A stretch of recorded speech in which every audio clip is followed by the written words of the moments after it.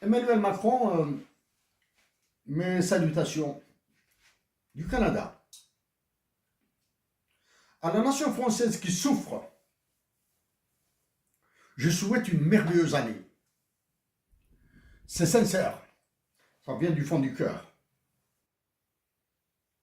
Puisque nous sommes le 31 décembre 2024, à la nation algérienne, la nation à laquelle j'appartiens, je souhaite une merveilleuse année 2025 qui sera merveilleuse, à condition qu'il le veuille, qu'elle soit merveilleuse. Comment sera merveilleuse l'année 2025 pour la nation algérienne? S'il résiste dans la paix, s'il résiste dans la dignité, s'il demeure pacifique, s'il vous disparaît pas d'Algérie, à vous, Emmanuel Macron, si toute la nation algérienne, ou du moins une partie d'elle, vous dit bat les pattes d'Algérie, que 2025 soit une année apaisée pour la nation française et la nation algérienne. Ainsi, elles pourront construire ce meilleur des avenirs possibles.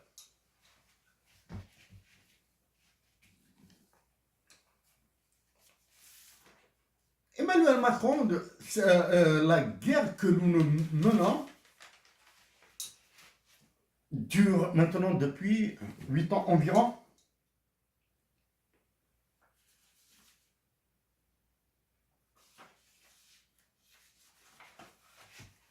Et chaque année, elle devient plus complexe. Mais comme je l'ai dit à David Malpass, ancien président de la Banque mondiale, I will go all out for my country. À vous, je vous le dis en français. Je ferai tout ce que je peux pour ma patrie Algérie. Tout, absolument tout. Pour ma patrie Algérie. Et ma patrie Algérie appartient à cette nation qui est partagée entre l'Algérie et le reste du monde, y compris la France. Voilà. Emmanuel Macron, récemment, un Algérien du nom de Ammar Slimani, du village d'Etmlikish dans la région de Tazmalt à Béjaïa, a été assassiné de 6 balles par des policiers français, du moins par un policier français hors service.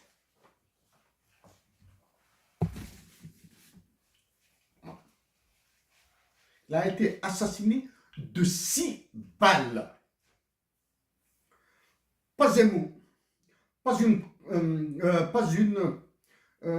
réclamation, pas une protestation, pas une action n'a été déclenchée par vos agents à Alger, qu'il s'agisse de votre conciergerie qui s'appelle présidence de la République ou des généraux que vous avez convoqués à Paris. Pas un mot.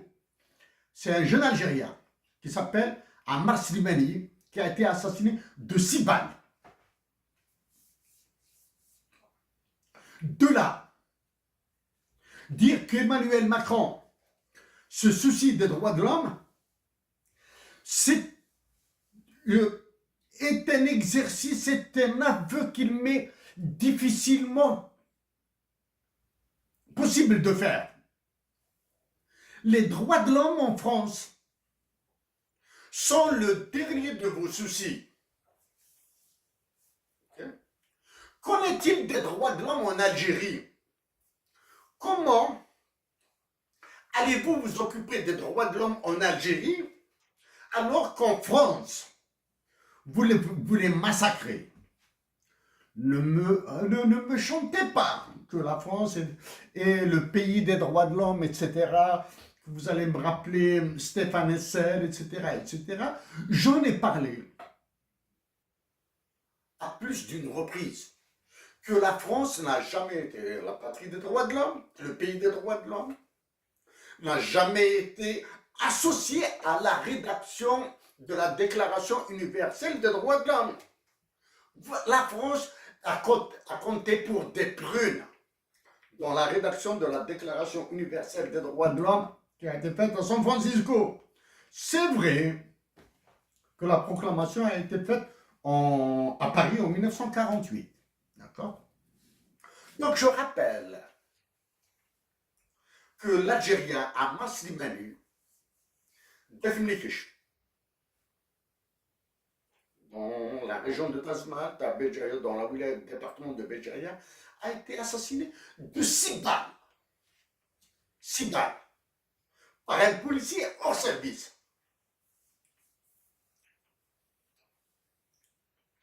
Vous faites, cette impunité fait porter la honte à tous les hommes politiques français,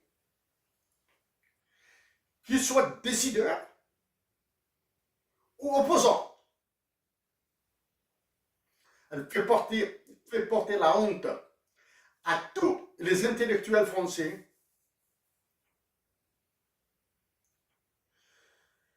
qui sont demeurés silencieux face à cette abjection, l'assassinat d'Amas Slimani.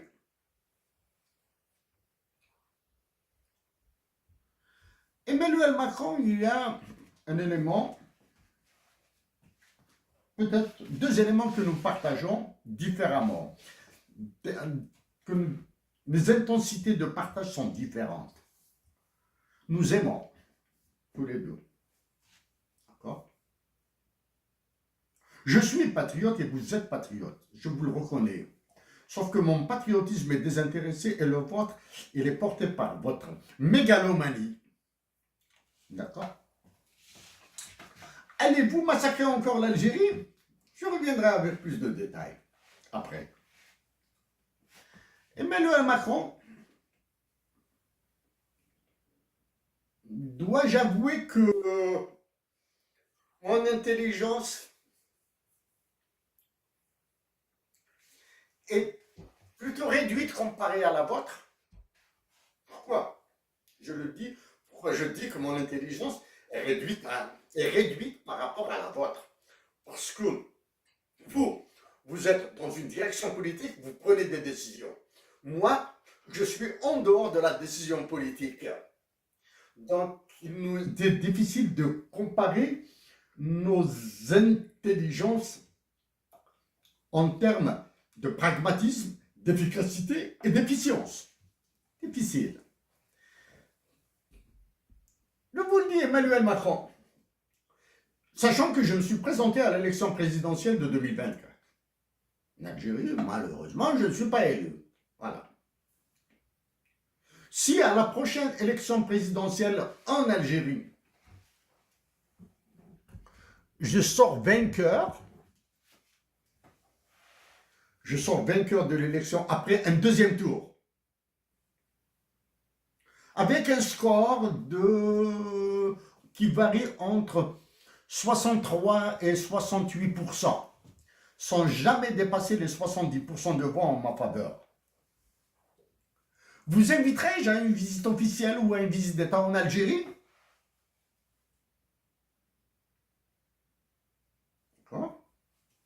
Vous inviterai-je en tant que président de l'Algérie? Vous inviterai-je à une visite officielle ou à une visite d'État en Algérie? En tant que président de l'Algérie, accepterai-je votre invitation pour une visite officielle ou une visite d'État en France?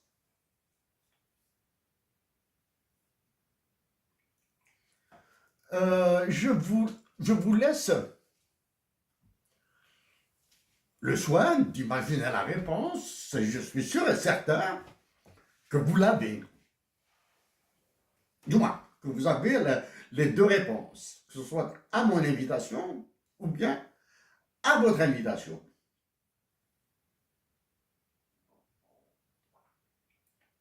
Dans l'éventualité d'une rencontre avec vous,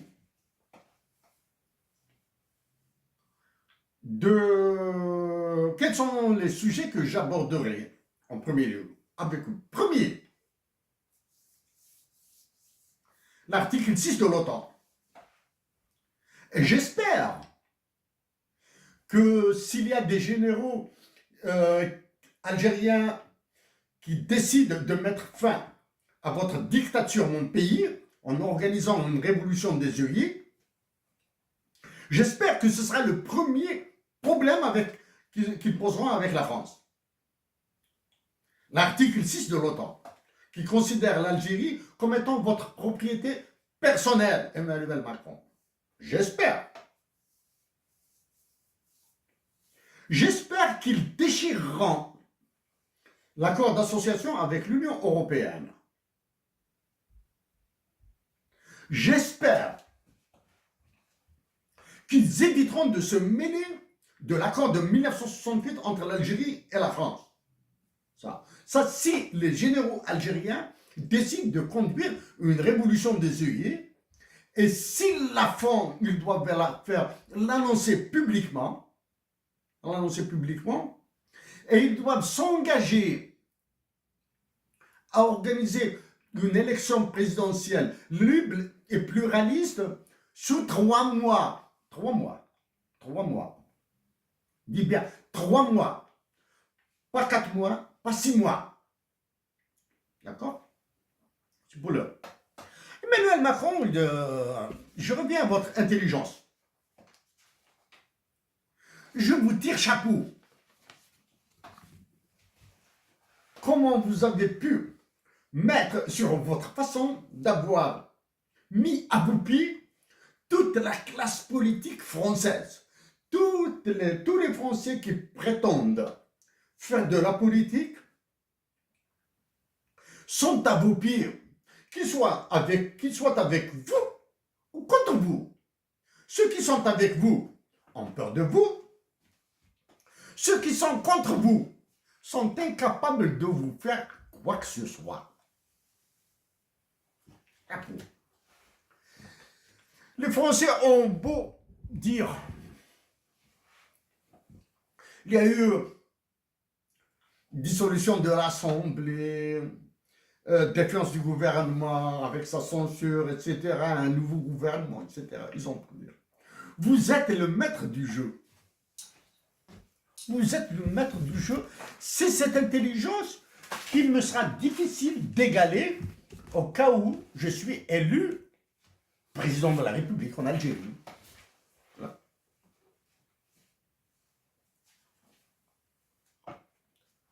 Emmanuel Macron, après avoir parlé des droits de l'homme et de l'assassinat de Ammar Slimani,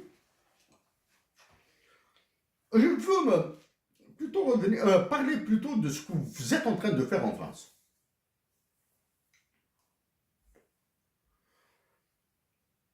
Vous avez un gouvernement qui devra vous obéir au doigt et à l'œil. Au doigt et à l'œil. Celui, du moins pour moi, même si je ne connais pas son nom, hein, le ministre qui me fait le plus pitié, c'est le ministre des Affaires étrangères. Que peut-il faire devant vos décisions?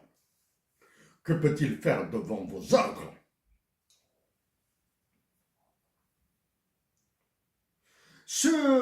Ma surprise vient de votre Premier ministre. Pas chef du gouvernement. Premier ministre.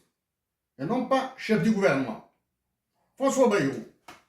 Le champion politique français de tous les échecs.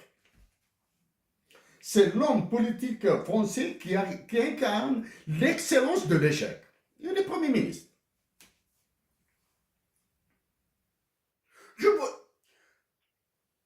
Il est difficile d'avaler la pilule que c'est François Bayrou qui a composé seul le gouvernement. C'est d'une intelligence endiablée. Elle est dans le portefeuille du ministre de la Justice. Un ministre français qui a mis l'opinion publique française dans tous ses états. Ministre de la Justice. Et vous comprenez maintenant le lien avec mon compatriote Ammar Slimani. l'assassinat de mon compatriote Ahmad Slimani, ministre de la Justice. La magistrature française ressemble à la magistrature algérienne. Ça, voilà la nuance, hein, la nuance. C'est que la justice algérienne a été privatisée par des généraux. La magistrature française est sur votre terreur. Voilà, c'est le mot. C'est votre terreur. Ce qui me surprend aussi, sur la capacité, après avoir eu un ministre des Finances et de l'Économie pendant 7 ans, et il sort quitte du massacre qu'il a conduit sous vos ordres. Alors je pense à ce massacre, je pense à votre comportement personnel, Emmanuel Macron, en tant que ministre de l'Économie. Quand celui que vous avez écrasé, François Hollande, était votre président. Votre comportement vis-à-vis de Yanis Varoufakis, le grec. Ce que vous avez fait subir, ce que vous avez, votre trahison de Yanis Varoufakis, est un machiavélisme d'une autre espèce. Je continue avec votre politique française là. Emmanuel Macron, je dis que, en plus de votre intelligence, vous avez un problème de mégalomanie.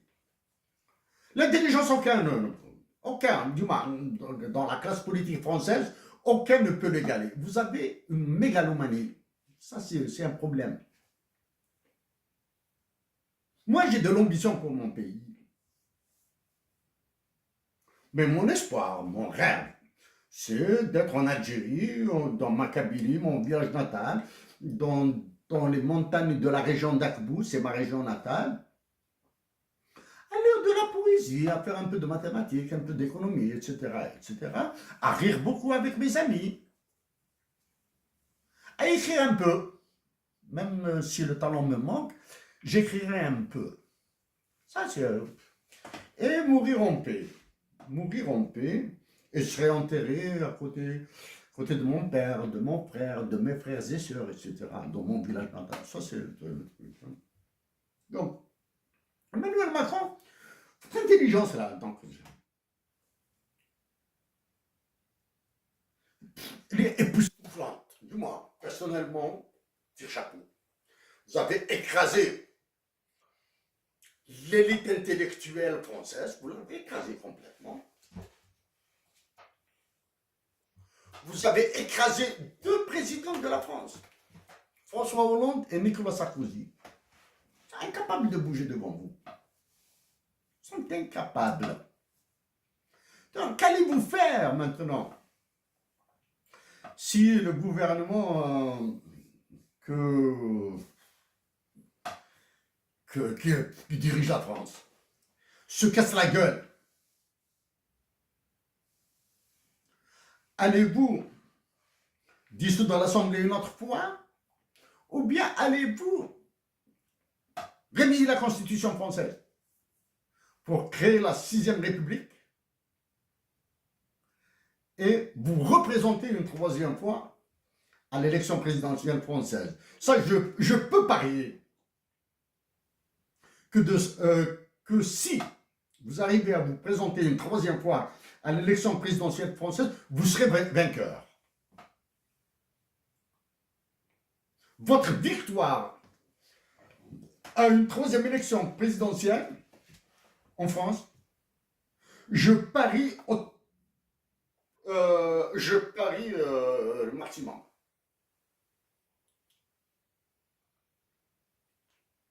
Si vous réussissez à réviser la Constitution, est-ce une possibilité pour vous? Oui. Une possibilité, c'est possible. Il vous a été possible de faire l'impossible. de réviser une constitution, c'est banal. Allez-vous réussir à l'imposer? Oui. Allez-vous réussir à imposer votre façon de voir la France? Certainement. Allez-vous trouver de l'opposition? Certainement pas. Parce que, qu'il s'agisse du pauvre Jean-Luc Mélenchon, qui fait, malgré tout le bruit qu'il fait, etc., il est incapable de faire quoi que ce soit. Il est impuissant. Quant à vos menaces avec ces histoires d'extrême droite, etc., ça c'est du pipi de chat, là. Vous êtes dans une autre dimension de réflexion politique. Voilà, ça c'est pour un petit peu là, le topo de la France. L'Algérie. Je le répète, lors du massacre des manifestations en Guyane française, Bernard Cazeneuve, ancien Premier ministre de France, ancien ministre et Premier ministre de France, parenthèse, réussir à imposer devant le gouvernement de Bayrou des anciens premiers ministres qui, je pense, étaient plutôt mal appréciés de l'opinion publique française. Des anciens premiers ministres, Manuel Valls, Borne, Elisabeth Borne, c'est ça? Remettre en selle Gérard Darmanin à la justice, comme si Éric Dupond-Moretti, c'est le nouveau Éric Dupond-Moretti en plus dur, là. Hein? C'est-à-dire à votre service et en plus dur. Bon, bref. Donc, Bernard Cazeneuve, qui a été pressenti pour être ministre chez Bayrou, est venu en Algérie. Je le dis et je le répète encore, il a pris 3 milliards, minimum 3 milliards d'euros ou de dollars US pour satisfaire les manifestations de la Guyane. C'était en 2017 ou 2021, je m'excuse pour les années là. Maintenant, c'est les Comores. Pardon. Ce sont les Mahorais qui souffrent du cyclone qui les a ravagés. Et vous voulez reconstruire cette île africaine, habitée par des Africains, qui malheureusement sont encore colonisés en Afrique.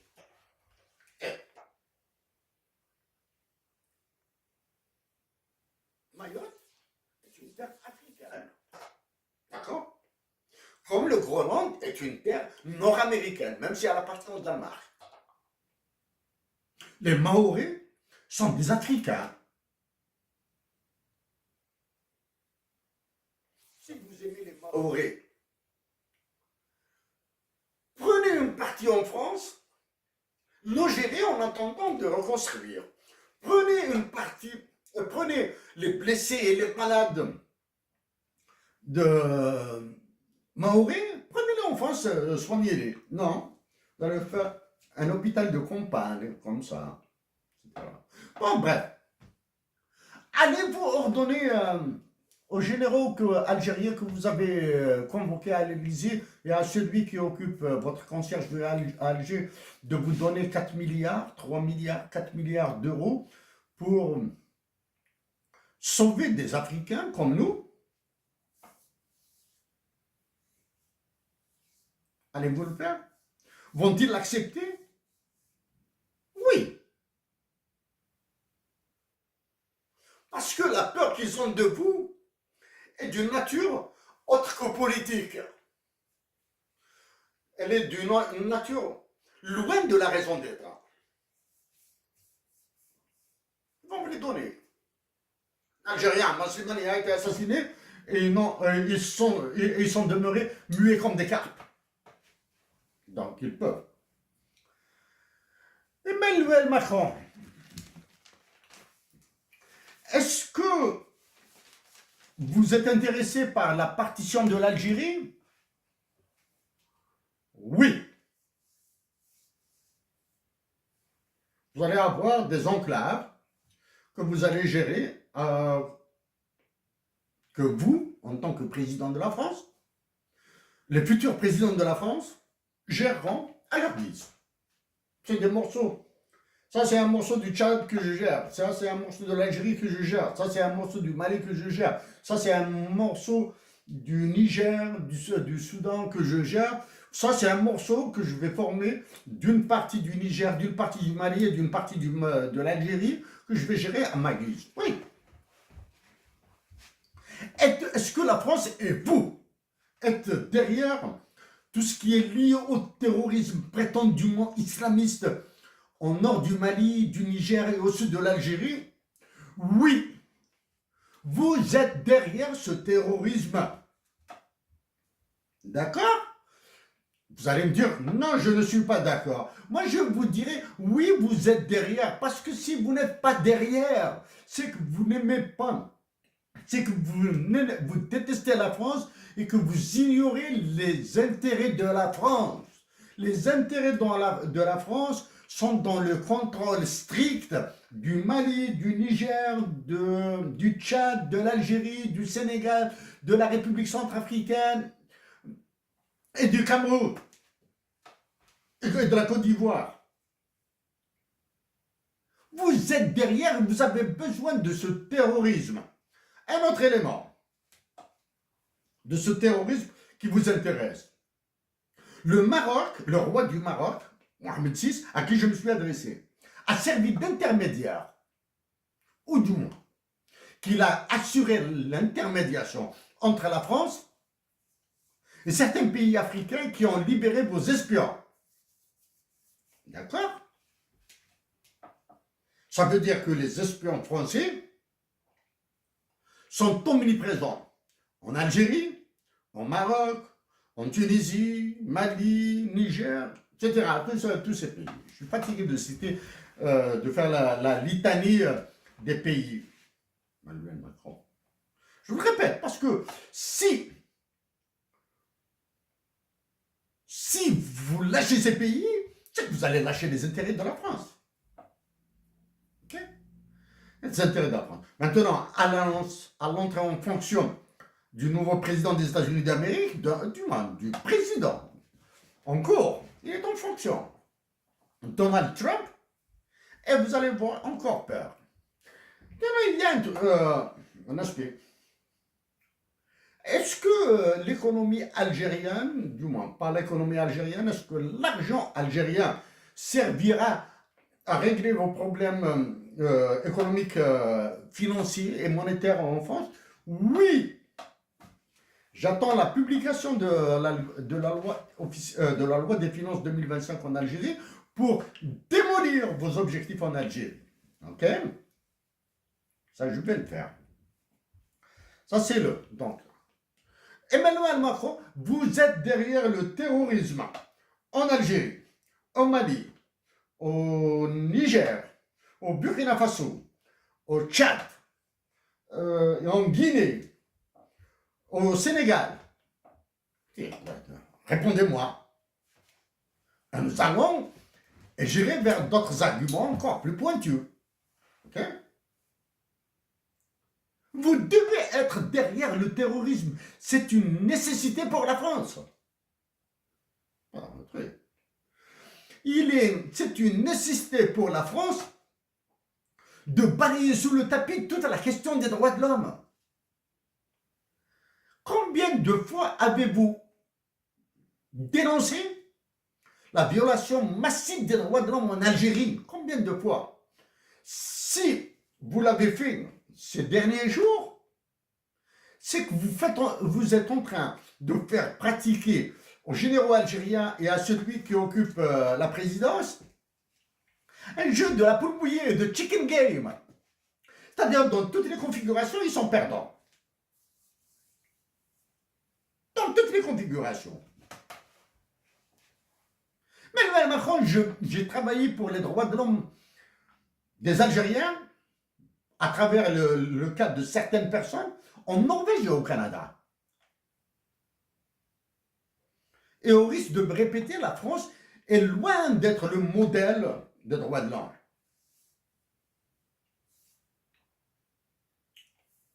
Emmanuel Macron, parlons de ce que vous allez faire subir à l'Algérie.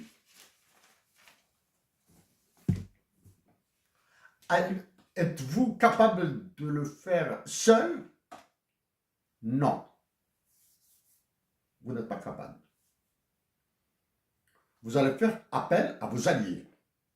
C'est-à-dire partager l'information avec les États-Unis d'Amérique, céder à toutes les exigences des États-Unis d'Amérique pour contenir la Chine et la Russie et le projet Obori en Afrique, faire appel à des services secrets encore plus téméraires, le MI5 anglais, faire appel aux services secrets d'Israël, le Mossad. Ils vont négocier avec vous, vous allez trouver des terrains d'entente, c'est naturel. Vous aimez les sionistes. Vous aimez les sionistes et vous avez besoin de l'appui des sionistes. Allez-vous croire que je suis en train de développer une haine vis-à-vis des Israéliens? Non. Du moins, si vous le croyez, vous vous trompez. Parce que ça fait au minimum 2 ans depuis que j'ai dit que les Algériens doivent s'ouvrir aux Israéliens au moins qui ont des origines algériennes dans un premier temps. Ça, c'est la première. Il y a des Israéliens juifs qui ont des racines en Algérie. Ils doivent connaître la terre de leurs ancêtres comme le font les Caldoches en Algérie. Okay?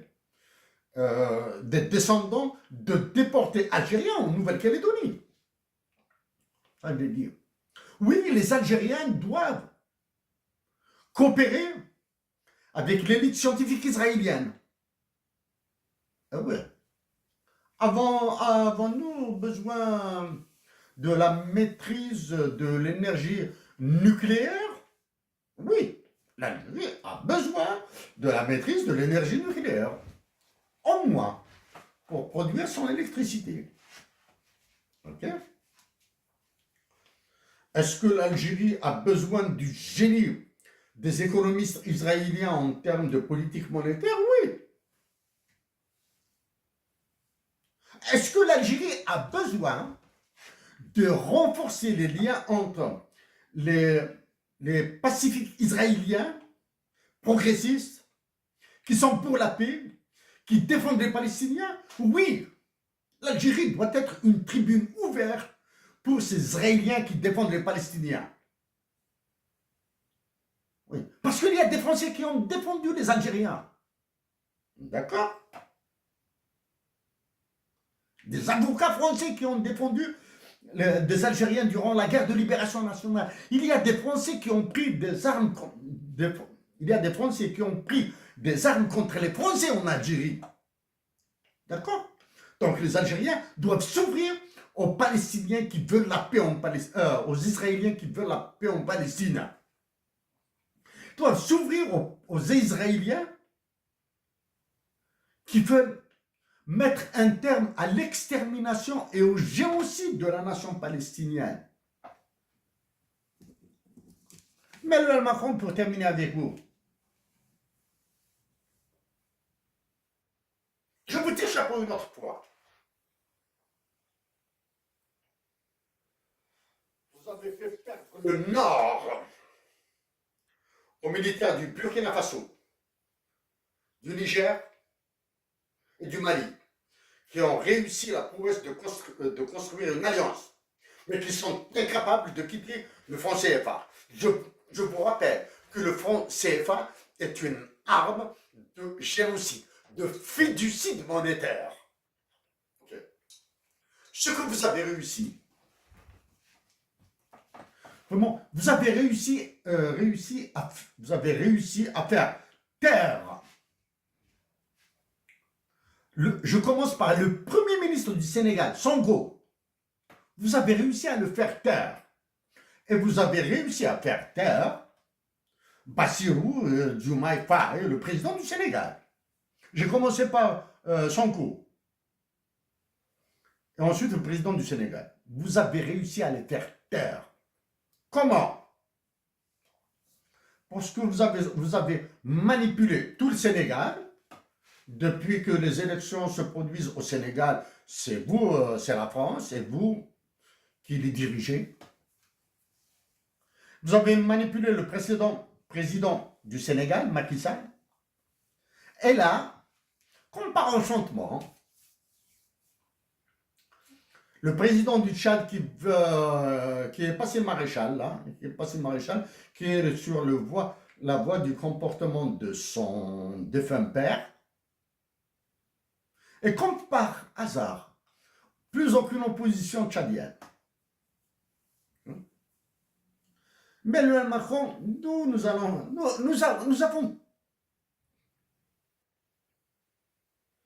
tous les arguments nécessaires pour nous entendre. Mais nous avons, à m'en opposer, vous avez intérêt à faire durer cette guerre entre nous deux. Ouais, et cette guerre durera aussi longtemps que mes compatriotes d'Algérie, qu'ils soient en Algérie, qu'ils soient au Canada, qu'ils soient en France, ne vous diront pas Emmanuel Macron, pas les pattes d'Algérie. À une autre fois, Emmanuel Macron.